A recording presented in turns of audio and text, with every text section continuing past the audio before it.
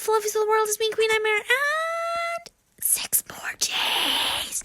6 more days. Can you believe that? Oh my goodness, right? Oh my goodness. I am so excited. Oh my goodness. I'm just so excited. I can't wait. Well, we are doing the Drarry one-shots, and I am on the minced pies. Draco, please, can you make mince pies? Harry asked. Are you sure that's a good idea? We nearly burnt down the house last time we tried to bake something. Draco shuddered at the memory. I'm sure it'll be fine. Mince pies can't be that hard to make. All we need to do is buy that pre-made pastry stuff and some minced meat. I don't know. Please, Ray, it'll be really fun. All right, Draco said reluctantly. Yes! Harry gave Draco a hug. Let's go get the stuff. Draco drove to the supermarket, and he and Harry grabbed some pre-made pastry and 2 jars of minced meat. Harry paid for everything. They drove back home. Harry grabbed a tin and switched on the oven. I see a hair somewhere, and I don't know where it came from. Sorry. Oh, okay. Okay. He got some milk and out of the fridge and some sugar out of the cupboard. He placed them down next to where Draco was rolling out the pastry. We need a cookie cutter, Draco said when he finished rolling out the pastry. How big? The biggest. Harry searched around the few drawers and found the cookie cutters. He took the biggest circular one and handed it to Draco. Draco went to cut a circle out right in the middle of the pastry. Whoa, what are you doing? Harry grabbed a hold of Draco's arm. Cutting out of the pastry? Starting in the middle? Yeah. Harry guided Draco's hand to the corner of the pastry. You start in the corner. You'll waste so much pastry otherwise. And you learned this where? Draco asked, still a little confused.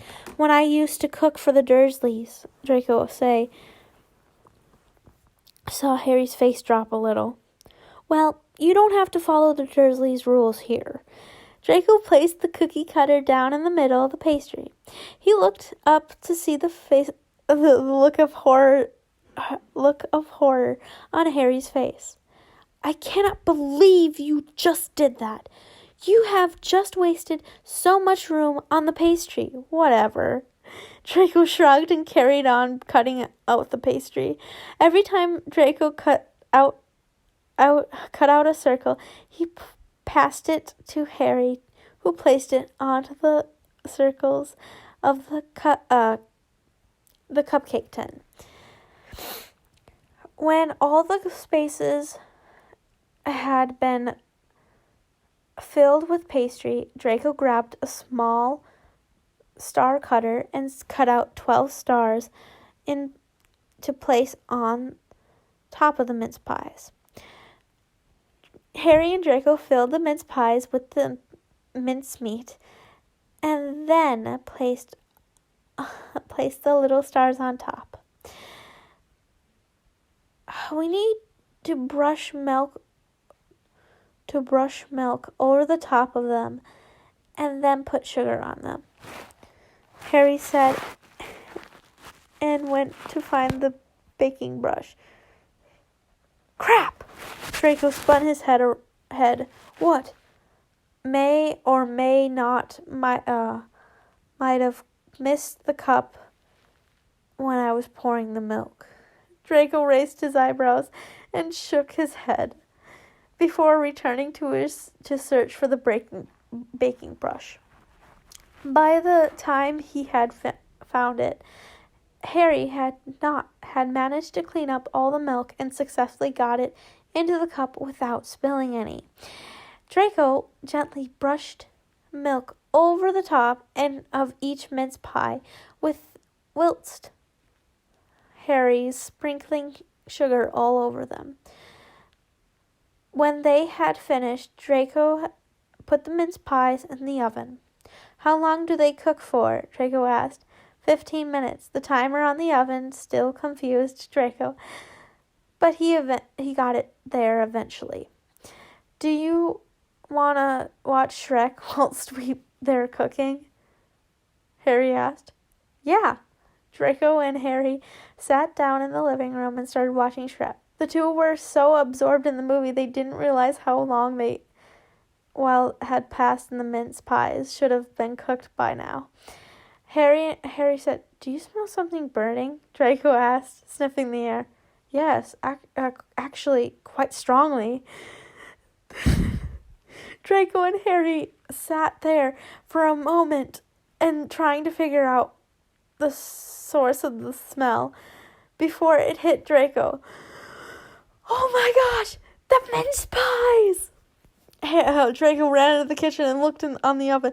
Harry, they're on fire! They're on fire! Harry, Merlin, they're on fire!" Harry came sprinting into the kitchen, put some oven gloves on, carefully took the burning mince pies out of the oven. He placed the tin in the sink, turned the tap on. The flames died out pretty much straight away, but the smell of the burnt pastry lingered in the air. How did this happen?" Draco asked in disbelief. "I have no idea. I set the timer and everything." Harry went over to the oven to assess the damage before noticing the timer was still running. "Dray, how long did you set the timer for?" 15 minutes. No, you set it for 150 minutes. Oh. Whoops. Draco stifled a laugh. "Honestly, you can't bake for crap, can you?" Harry chuckled lightly. "I'm actually really craving a mince pie right now, though. Let's go buy some." "I'll give up with baking. This is the second time we've nearly burnt down the house."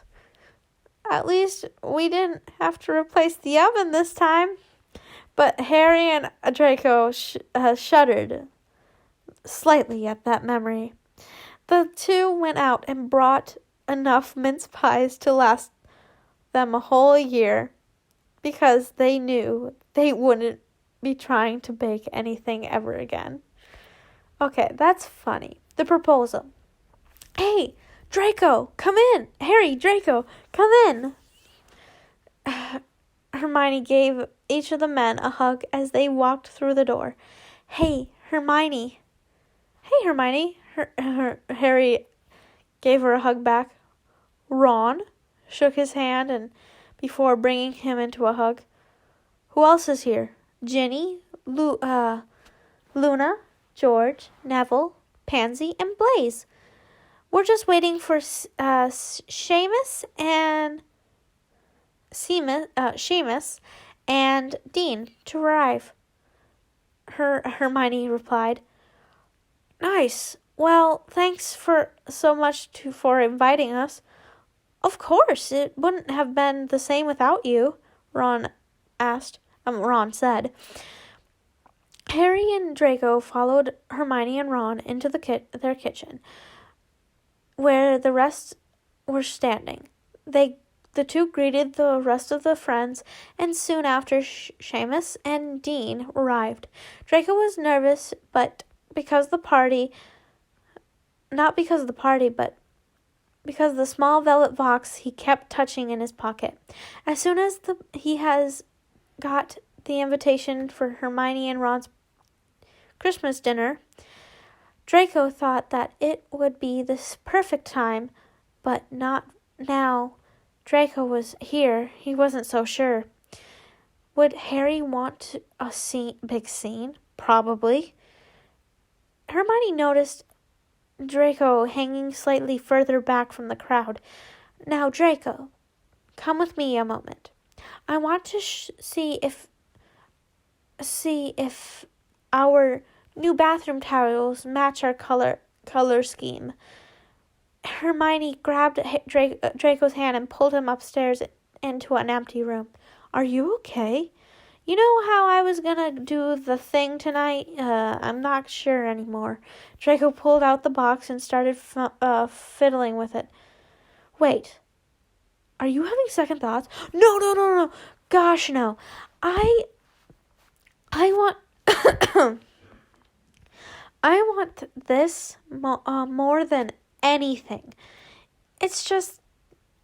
I'm not sure I should do it here, because I don't think Harry would want a big scene. Oh, yes.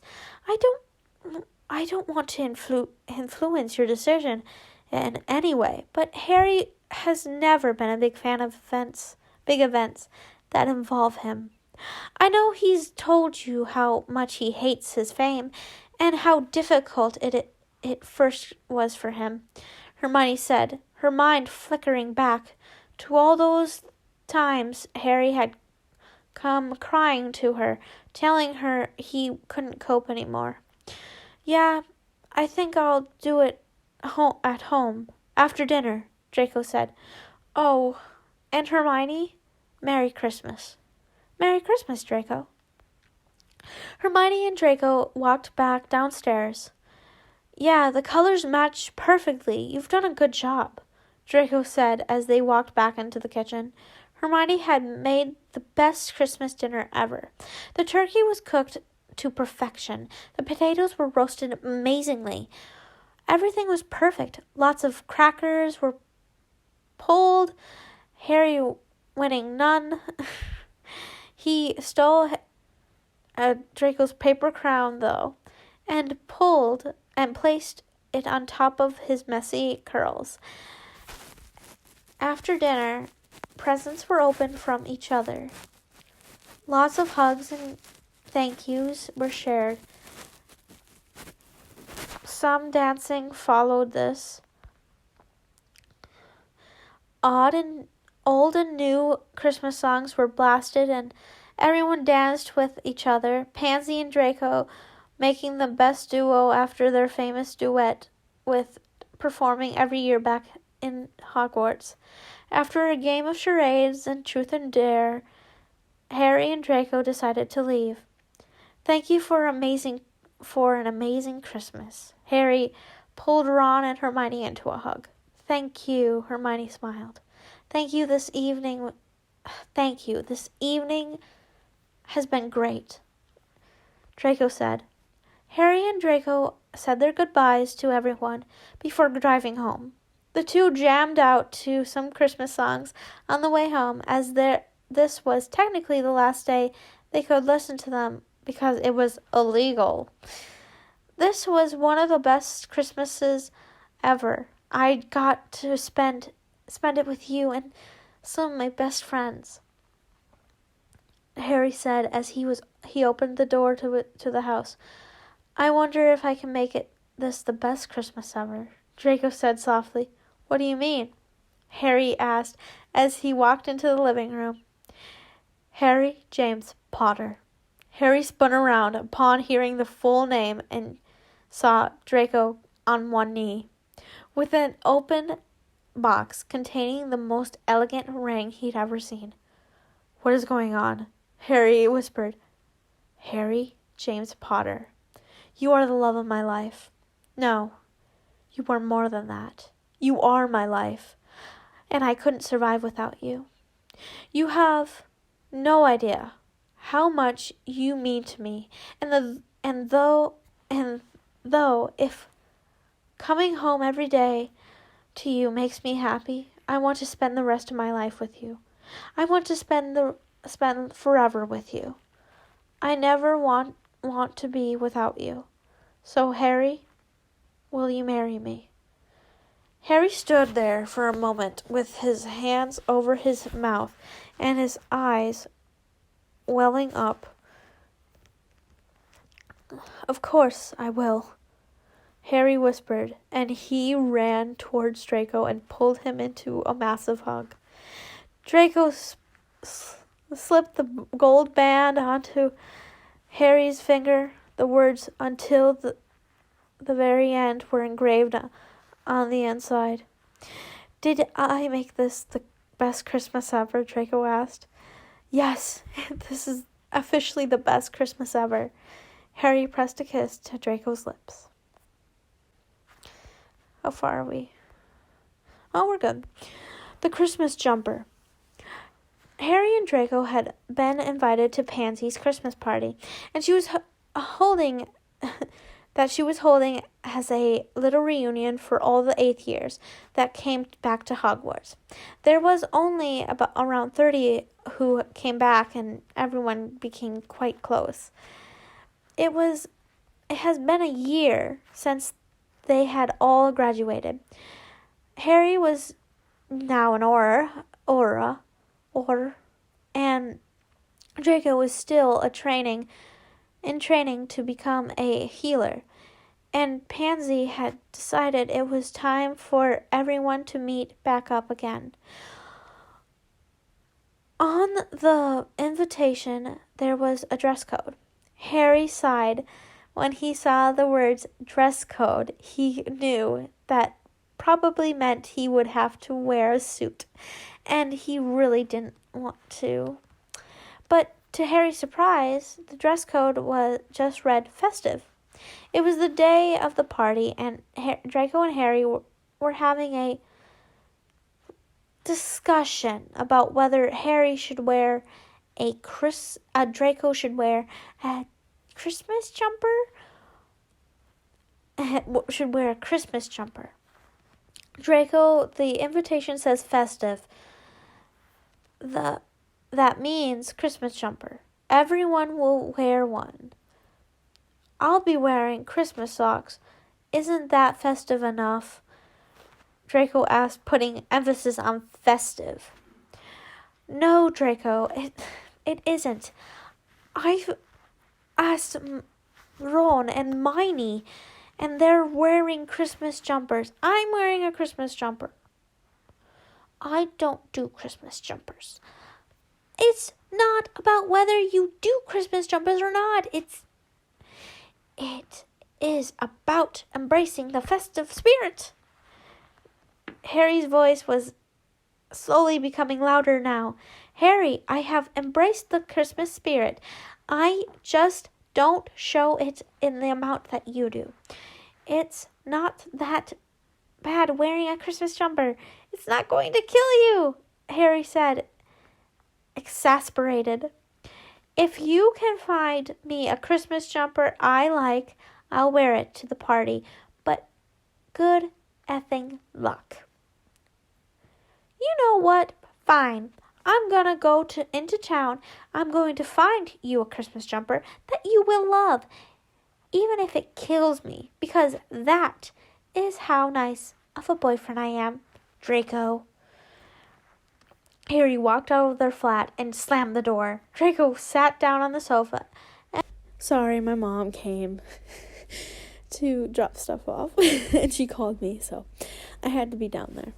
Draco sat on the sofa and out his hand and put his hand in his hand. He put his head in his hand. But what was so bad about not wanting to wear a Christmas jumper? There's too much color on them. They're so bright. It's just like they demand attention. Draco got interrupted from his thoughts when the door opened quietly. Can I have some change for the bus, please? Harry asked quietly. Harry sighed and put some change into Harry's hand. Thank you. Harry leaned forward and gave Draco a quick kiss on the cheek. The two found it impossible to stay mad at each other. It took Harry around half an hour to get into town on the bus. And this time he was thinking about the type of Christmas jumper he wanted to get Draco. It needed to be predominantly black. Otherwise, it was out of the question. Harry wouldn't return without a Christmas jumper because Draco would win, and he didn't want that. As he stepped off the bus, Harry checked his watch and did some quick mental math. He had 2 hours to find Draco a jumper. If Harry was buying a jumper for anyone else, 2 hours would be too much time. But when shopping for Draco, myself! I'm reading.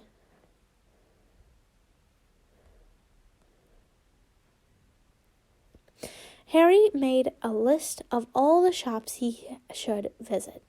Jack Wills, Super Dry, John Lewis, and H&M. Also, Abercrombie and Fitch. Do not support that. I hate Abercrombie and Fitch. Oh, okay. The things I could go on a rant on for that. Harry had been at all the shops and couldn't find anything. The jumpers were too colorful and too bright. All the black ones had a sort of pattern that Draco wouldn't like.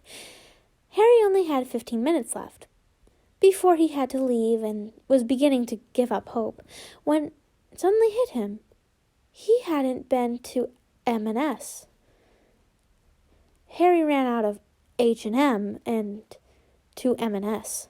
Luckily, they weren't too far away from each other. Harry ran up the stairs to the men's section, looking around frantically. He just wanted anything, but it was all the same as the previous shop. Too bright, too colorful. There was nothing. Harry was just about to turn around and leave when something catches his eye. Stashed right in the corner was a rack full of black jumpers. Harry walked towards them and pulled out one. There in front of him was the perfect Christmas jumper. It was all black.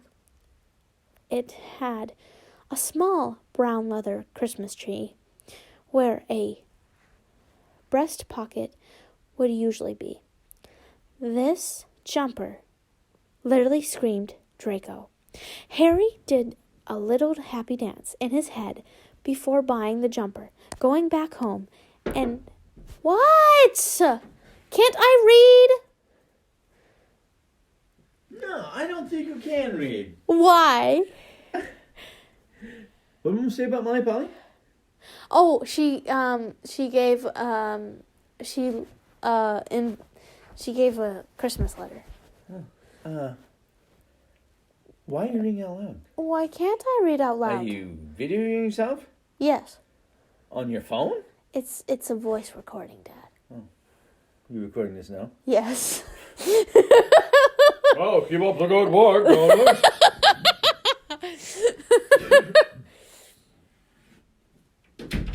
Okay, then. Harry walked into his and Draco's flat with the bag behind his back. You were right, Dray. I couldn't find you anything. Oh, well. Draco was cut off. Psych! Found you one. You're gonna love it. Draco smirked and passed over the bag to Draco. Draco pulled out the jumper and studied it. He looked a little bit annoyed. You know what's annoying? I actually really like this, and I'm going to wear it tonight. Ha! Yes! Harry and Draco both wore their Christmas jumpers to Pansy's party, and Draco received a lot of compliments about his, and every time he got a compliment, Harry just smirked and winked at him. Okay, that's adorable. Get out the ads, please. No, I don't care.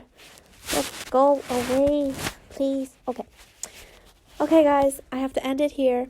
I hope you guys really enjoyed this one. I did. But I enjoy everything. So, I mean, okay. Thank you guys for watching. Well, listening. Thank you. Well, I really enjoyed this. Because I'm effing weird, but that's not what I mean. But I love you guys so much. You have been a great crowd. Thank you so much. I love you guys so much. Be happy, be healthy, and always be loving. Bye-bye.